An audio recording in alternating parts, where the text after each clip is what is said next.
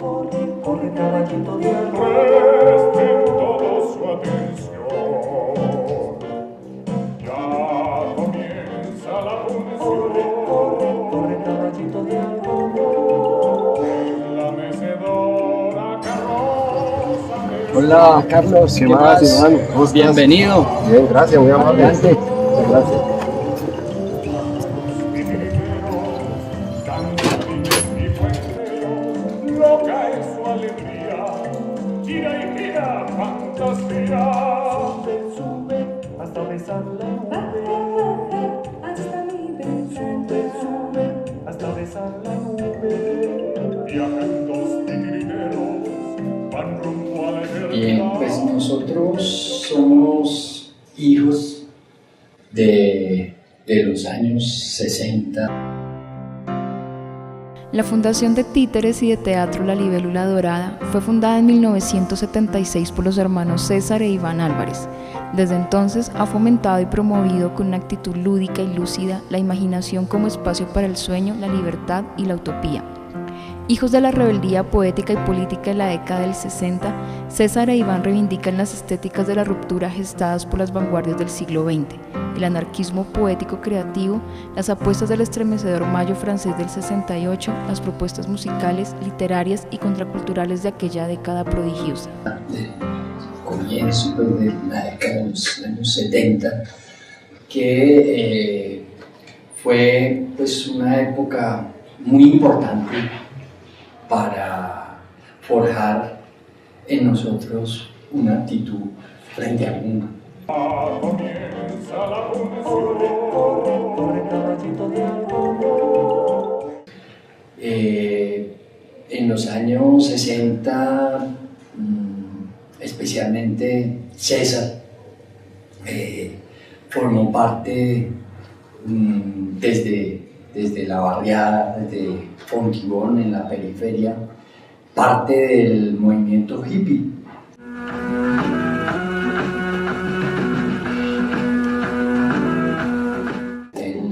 Él tenía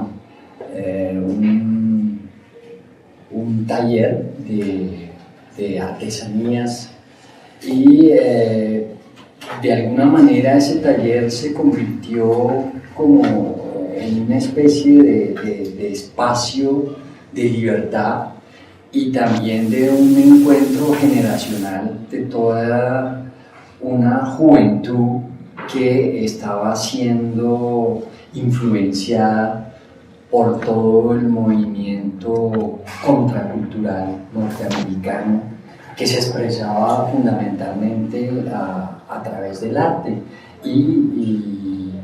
y particularmente a través de la música.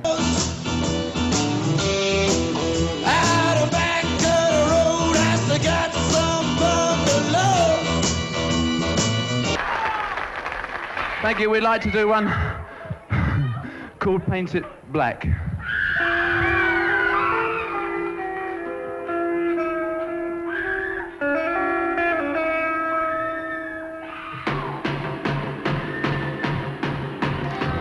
Entonces, a través del hipismo, pues nos fuimos enamorando de la música, del rock. Pues yo recuerdo pues, en ese espacio artesanal, pues donde se hacían cinturones de cuero, manillas, y se reivindicaba pues, el pelo largo, como una actitud contestataria pues, frente a un mundo adulto pues, que era bastante rígido en sus costumbres. Y mi hermano, por ejemplo, organizó los primeros conciertos de música rock en Fontibón, pues que eso se convirtió, digamos, de alguna manera en un acontecimiento que desafiaba pues, que las costumbres de la época y la cierta tranquilidad casi que bucólica del Fontibón pues, de esos años, pues que era bastante parroquial.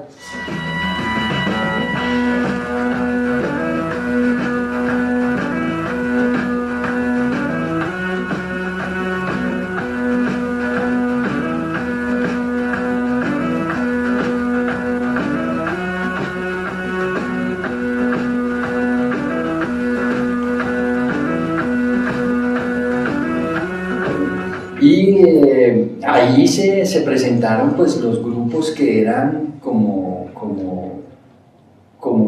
los que en ese momento estaban tratando de impulsar pues la música, como por ejemplo Columna de Fuego, que era un grupo bastante especial.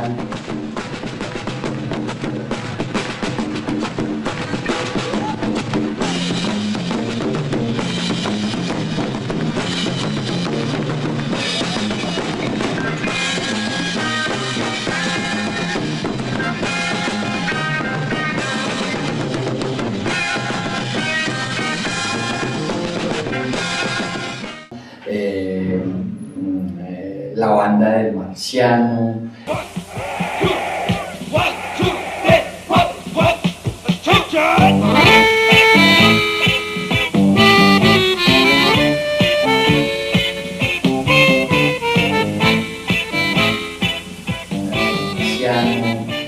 Terrón de Sueños.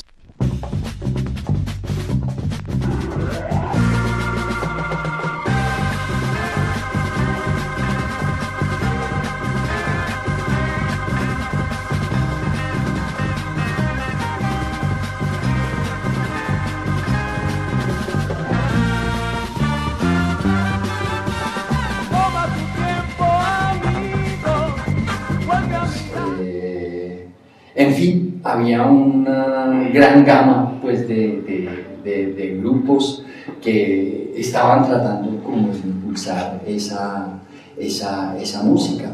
El movimiento hippie se fue sensibilizando también hacia lo político y se hablaba pues, del existencialismo también, del marxismo, del anarquismo, pues también llegaban los ecos de mayo del 68, pues que no fue una revolución económica y política, pero que marcó una época muy importante porque abrió, digamos, como un espacio y un espectro a la imaginación que era como una revolución cultural. Exacto. Pues donde no solamente se cuestionaba la explotación del hombre por el hombre, sino también la dominación en todas sus formas, ¿no? Pues de que no solamente existía, digamos, el poder a través de lo económico, sino que la dominación irradiaba pues, otros espacios de la vida cotidiana. De literatura, poetas, escritores, ¿qué leían? O sea, Mi hermano, por ejemplo, Rodrigo, era un aficionado de Julio Verne. Entonces, por ejemplo, las primeras cosas que yo me leí y que me iniciaron, digamos, como en el placer de la lectura fue a través de Julio Verne. Yo recuerdo que él me pasó 2 años de vacaciones, que era prácticamente una aventura de unos niños que se autogestionaban y sin la tutela pues, de los adultos naufragaban en una isla y lograban sobrevivir, ¿no? A bordo del barco ebrio La Creación Libertaria, la Libélula Dorada construye espacios donde con ironía crítica cuestiona las redes visibles e invisibles del poder, del autoritarismo y el adoctrinamiento social. Entonces, la picaresca, el humor negro, la caricatura, la parodia actúan en este teatro de títeres como innovadoras propuestas a través de una pedagogía del asombro. La imaginación, facultad poética suprema y subversiva, es la mayor conquista para esa patria de la poesía que es la infancia. En torno a todas estas vivencias y estas condiciones, concepciones políticas, vitales, poéticas, el teatro colombiano, ¿qué estaba en ese momento? ¿Cómo lo asumían ustedes? ¿A qué títeres habían, entre otras cosas, a nivel de los grupos, ¿no? Porque el grupo se funda en el 76, pero allá había ya un ambiente muy propicio, incluso, entre otras cosas, con teatro colombiano, que asomaba algunas partes hacia la modernidad, ¿no? Crítica, ¿no? Sí, pues más o menos en el año 74, después de esto que te digo del movimiento hippie y que de alguna manera pues, nos permeó como con cierta sensibilidad antiautoritaria a nosotros, nos llegó el teatro.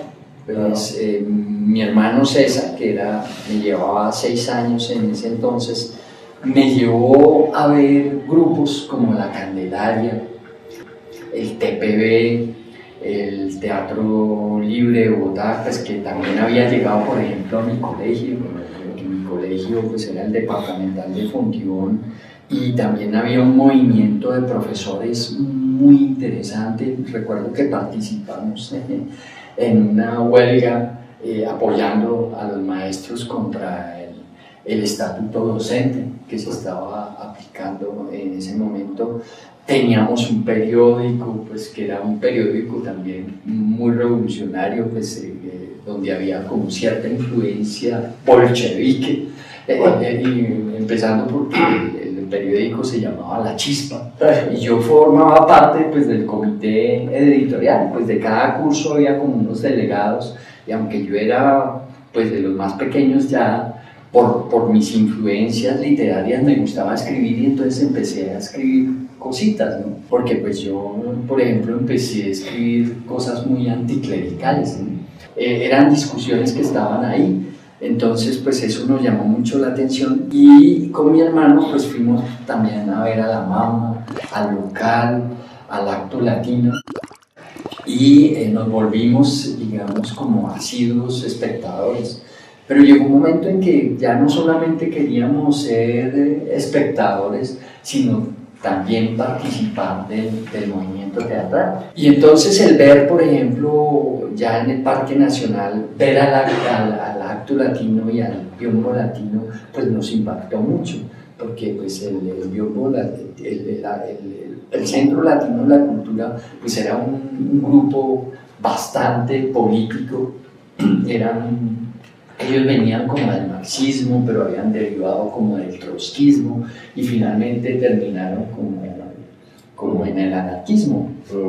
Y nosotros pues también veníamos como en ese proceso, pues, de formación ideológica, y además porque en ese momento pues finalmente los que se interesaban vivamente por el teatro pues era la izquierda.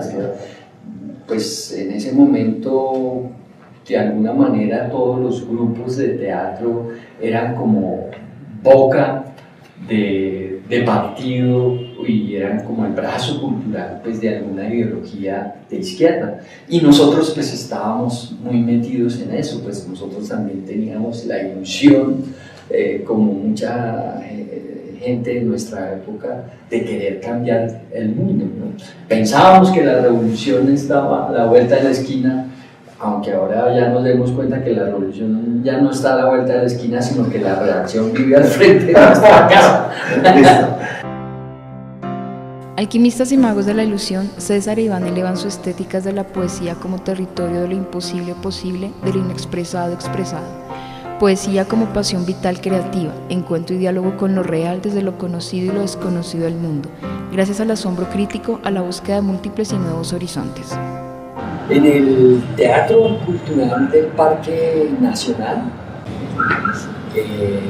recibimos nuestro primer seminario sobre el teatro,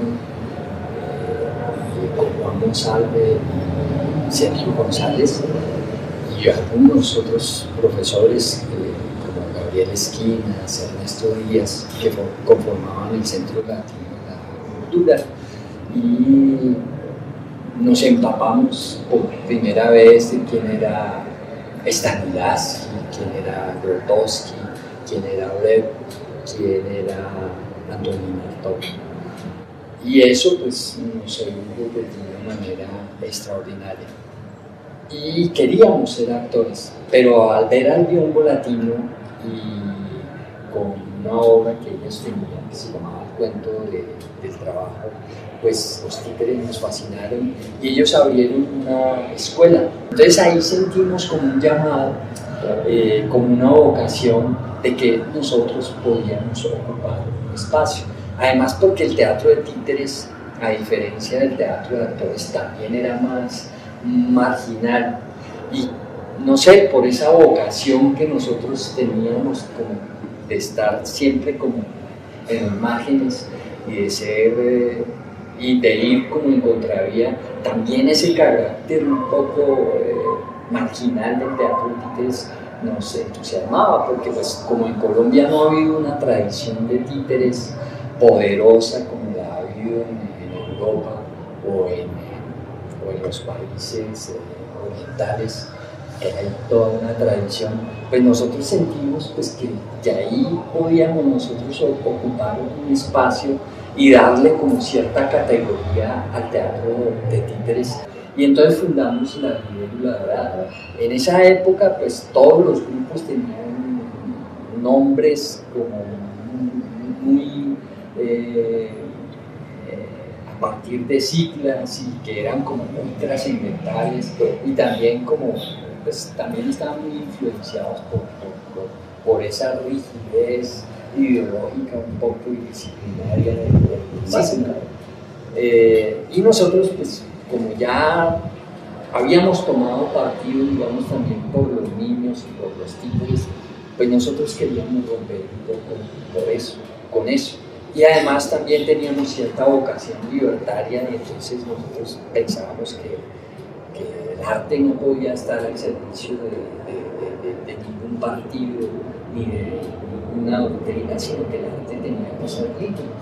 Y entonces buscamos como un símbolo que de alguna manera expresara como esa libertad del artista. Y la palabra libélula y libertad pues nos parecían sonoramente muy cercanas. Y ahí, por ejemplo, en la escuela hicimos nuestra primera obra que se llamaba Préstamo tu sombrero, pues que era una obra de creación colectiva que surgió a partir de una idea de César y mía, que era mostrar a través de los sombreros como las jerarquías de la sociedad. Pues fue una obra que pues, nos salió un poco panfletaria, pues porque era lo que estaba en la época, pero posteriormente ya empezamos un poco como a romper con eso. A darse nivel, ¿verdad? Sí, y ahí nació una obra que se llamó, que yo escribí en la escuela, que se llamó La Rebelión de los Títeres. La Rebelión de los Títeres porque como estábamos contra toda forma de manipulación, como libertarios, contra toda forma de dominación, nos parecía también interesante mostrarle al niño como ese ingrediente, como ese espíritu de autonomía que había que reivindicar también en la infancia. Entonces utilizamos un poco el pretexto del títere para invitar al niño a ser autónomo, a no dejarse manipular. Y invertimos un poco la relación entre el títere y el titiritero, y entonces el titiritero, en vez de manipular al títere, es el títere el que manipula. Con un sentido libertario, ¿no? Sí. Entonces, autónomo, sí. Para finalmente concluir, pues que entre más libre sea el titiritero, más libre es el títere. En diálogo con las condiciones históricas nacionales y mundiales, las obras de la Libélula Dorada se han propuesto rescatar la memoria colectiva en contra del olvido histórico que se expande peligrosamente por nuestras sensibilidades. Sus obras son alegorías y metáforas de una realidad paradójica que introducen con irónica lucidez el dedo en las heridas de un país que fluye entre terribles pesadillas, utópicos y libertarios sueños. Bueno, en el año 1979 yo me lanzo como dramaturgo del grupo. Pues antes las obras habían sido más que todo influenciadas por la creación colectiva. Había cierta dificultad como en encontrar textos específicos para el teatro de títeres pues que nos gustaran. Había obras que nos llegaban pero muy pocas y casi siempre estaban cargadas, pues es por eso que hablábamos anteriormente, obras como muy moralistas, obras muy didácticas, pues como que el teatro de títeres estaba muy sesgado por eso. Y nosotros queríamos un poco transformar pues como esa perspectiva. Entonces me veo como en la necesidad, yo personalmente, como de lanzarme a escribir. Y nace El dulce encanto de la isla Cracia, en un momento histórico en que en el país hay hubo una represión fuertísima, porque en el año 77 o 78, no me acuerdo muy bien, hubo un paro nacional, no sé si lo recuerdas, en la época de López. 77. En el 77. Paro nacional. Y hubo pues, sí, muchos muertos y pues había un ambiente, y todo eso cocinó un poco también como la llegada de Turbay al poder. Entonces pues había una atmósfera muy autoritaria en el país, pues de mucha persecución política pues a todo lo que tuviera que ver con la izquierda, y ya desde ese momento pues ya se empezaba un poco a satanizar también incluso al movimiento teatral. Muchos grupos durante la época de Turbay fueron allanados, entre ellos pues la Libélula Dorada, pues nos allanaron sin tener pues nada que ver, digamos, con eso, solamente por estar en una lista de los grupos de la Corporación Colombiana de Teatro.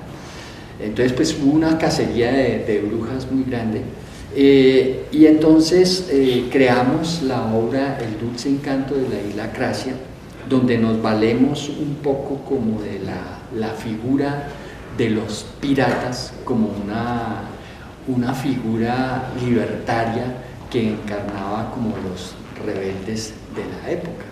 Entonces pues todos esos elementos, digamos, como de afinidad entre cierto espíritu rebelde de los piratas y yo le quise hacer, digamos, además de reivindicar la libertad en las historias para niños a través de los piratas, yo le quise hacer un homenaje muy sutil como al anarquismo, pero sin y de una manera muy poética, porque pues no era un panfleto. El dulce encanto de la isla Cracia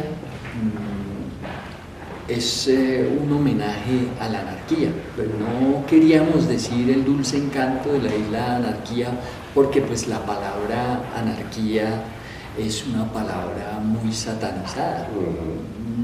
La palabra anarquía es una palabra griega que significa sin gobierno. Entonces recurrimos a otra palabra que también es de origen griego y que nos parecía como más poética y mucho más enigmática que esa Cracia, y que me parece, digamos, también un concepto mucho más rico que incluso que el de anarquía sin gobierno, porque pues puede haber o pueden existir sociedades donde no haya gobierno, pero eso no quiere decir que sean sociedades también más igualitarias, más justas o más libres. En cambio, la palabra Cracia, que significa sin poder, me pareció a mí una palabra mucho más rica simbólicamente, porque pues las relaciones, en todas las relaciones humanas, yo considero que hay relaciones políticas, relaciones de poder, y pensar en una sociedad donde no exista el poder, no solamente como una instancia superior a través del Estado, sino en las relaciones cotidianas, me parecía que era mucho más bello, digamos, como invitar a esa imagen de una sociedad mucho más utópica, ¿no? donde el hombre no tuviera la necesidad de imponerse a nadie, ni tuviera el deseo de dominar a los otros. Yo creo que eso en esencia es lo que es el anarquismo, no solamente acabar con el Estado, sino con todas las posibles... Ahí hay una relación profunda incluso para también ampliar un poco la discusión, la charla, con la poesía. Es muy alimentada el grupo por el acto poético. Parece que la poesía es un continuo permanente como fundamento esencial para el grupo de la verdad, ¿cierto? Para nosotros decir poesía y utopía es como hablar de dos hermanos siameses. La poesía pues eso es un acto de creación permanente, es una necesidad como de estar explorando constantemente, es una preocupación por el otro, y la utopía también es eso, es una exploración de lo desconocido y un deseo por perfeccionar, aunque la perfección absoluta no exista, pero es un deseo por hacer perfectible al ser humano. Y hay una beta en el ser humano que siempre está deseando cambiar, transformar las cosas, y no solamente existe eso que Hobbes llamaba, pues refiriéndose pues a que el lobo es un lobo del hombre, sino también hay una parte también generosa en el ser humano a través, por ejemplo, de la ayuda mutua, el respeto mutuo, en fin, de la ética. Entonces nosotros también reivindicamos eso. Pues, el respeto a la diferencia, sí, a la alteridad, el proceso precisamente de sensibilidad frente al otro, ¿no? Ajá.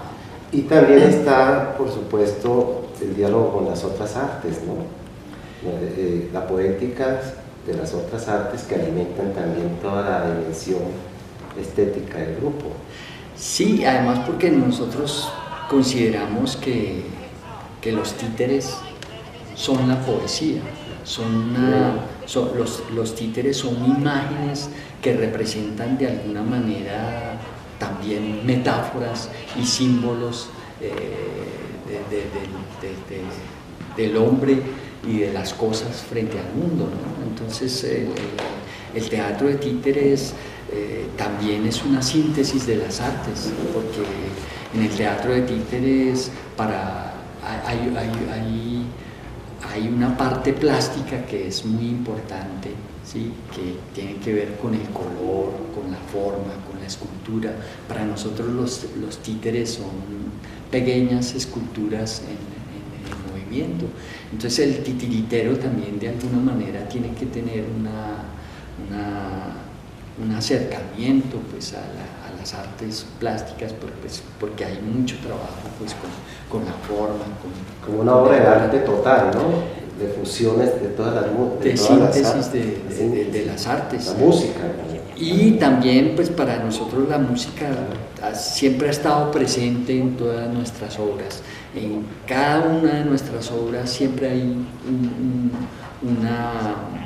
una partitura musical, siempre trabajamos con un músico que hace las bandas sonoras de nuestras obras y que son originales, ¿no? Sí, para nosotros pues, el teatro de títeres es un compendio pues, también de las artes y una manera pues, también como de aprender y de enriquecer a través de otros lenguajes pues, nuestra expresión escénica. Este espacio que vemos acá es para nosotros un espacio mágico, es un espacio poético, entendiendo por poético con el origen de la palabra poiesis, que es creación, porque aquí nacen pues todas estas criaturas fantásticas que van a dar lugar a ese mundo que nosotros como titiriteros o como hacedores de ese universo estamos creando. Esta entonces es como la cuna de los títeres, la sala de partos, y aquí nacen pues todos estos pequeños personajes, todas estas metáforas poéticas que nosotros vamos engendrando para que tomen vida a través de nuestras obras. Hay muchas maneras de hacer títeres, y como explicaba anteriormente, pues para nosotros los títeres son pequeñas esculturas en movimiento. Aquí vemos, por ejemplo, un títere articulado de boca, al cual nosotros, a partir de un bloque de espuma, es que surge pues una figura pues tallada con tijeras, que va emergiendo de la espuma para pues finalmente convertirse en un personaje. En la obra última que hemos creado, que se llama La peor señora del mundo, que nace a partir de un texto de un escritor que se ha convertido pues, en uno de los escritores importantes de literatura infantil, que es Francisco Espinosa, y el cual nos cedió los derechos, lo cual para nosotros pues es un honor pues que un escritor pues como de la talla y de las características que tiene Hinojosa pues haya cedido pues los derechos, pues nos parece algo muy bello y muy generoso pues de su parte. Y La peor señora del mundo, nosotros en plastilina hemos moldeado pues todas las figuras, y luego esos moldes en plastilina, pues cuando ya la figura está totalmente moldeada, los pasamos a un molde, hacemos un molde en yeso, y luego sobre el molde en yeso que está aquí, vertimos por la parte de arriba, eso está dividido como en dos mitades, y lo llenamos de látex, y hasta que finalmente pues surgen estas figuras que van vacías por dentro, lo cual para nosotros pues también es muy importante, porque eso forma parte pues como del trabajo físico que tiene que hacer el titiritero, que las figuras pesen, pues no pesen, es importante pues para que el titiritero no se canse, ¿no? Pues porque al manipularlas y estar tanto tiempo con ellas manipulándolas, pues el peso pues es determinante pues para el trabajo físico del titiritero. Entonces, como pueden ver, pues son figuras como muy llenas de detalles, y cuando ya el látex se seca, pues lo sacamos de los moldes, y esto está pintado con aerógrafo. Pues también hay un tratamiento pictórico. ¿Y aquí se basan ustedes en algunas pinturas? Por ejemplo, yo veo aquí muy de Renacimiento, muy incluso de lo grotesco, gótico. No sé si hay alguna influencia. Nosotros, digamos, en cada obra, así como invitamos a un músico para que nos haga, digamos, una partitura musical, casi siempre invitamos también como a un ilustrador o a un pintor con el cual nosotros sintamos, digamos, como cierta afinidad artística. En este caso, estas figuras las diseñó una chica que es ilustradora argentina, que se llama Eugenia Susel. Eugenia Susel, pues yo la conocí cuando hice la obra de Hugo y Rey, pues que fue una obra pues para mí muy importante dentro de mi trayectoria, y el diseño pues que ella elaboraba de los personajes, pues toda esa manera, digamos, un poco expresionista, y como una manera como de trabajar la figura muy caricaturesca, pues ese trazo de ella nos gustó.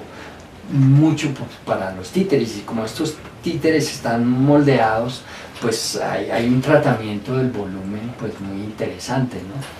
Y siempre una lo hacen, caracterización de los tienen de personajes. pronto la relación con los pintores. Siempre, ¿sí?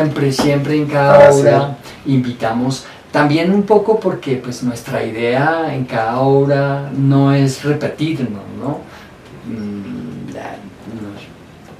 Nos parece, digamos, que el artista que se copia a sí mismo Claro. pues está traicionando uno de los principios fundamentales del arte, que es la creación, pues no estarse reinventando constantemente. Entonces la posibilidad de explorar diversos universos plásticos pues, nos parece muy importante, ¿no? Como de no tener un estilo, sino tener muchos.